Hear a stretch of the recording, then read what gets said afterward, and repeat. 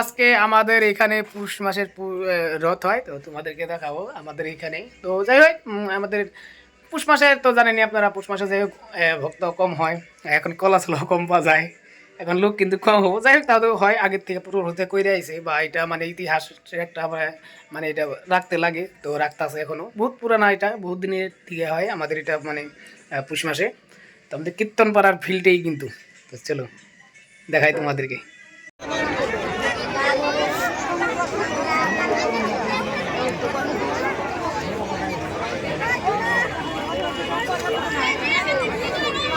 তো ফাইনালি চলে এলাম আমাদের কীর্তনপাড়া এটা ফিল্ডে। তো যেখানে অষ্টমর হয় এই ফিল্ডে, এই ফিল্ডেই কিন্তু মানে এটা পুষ মাসের পুষ্প রথ হয়, এই রথটা।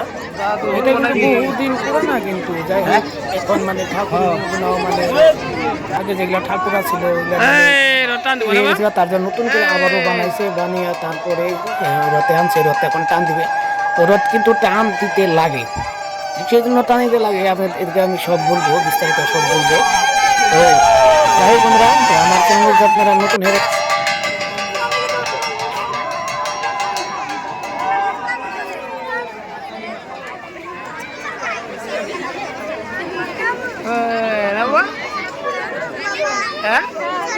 না ওদিকে দিব একবার আরো।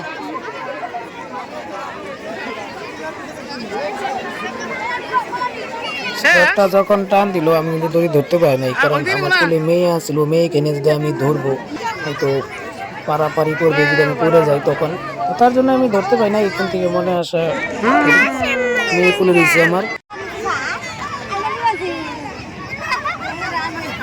কি কি কি এটা কি বানা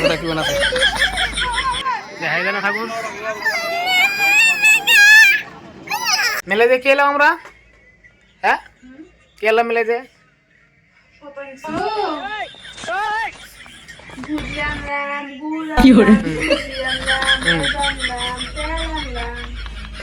আরো নিম কি এই কি করে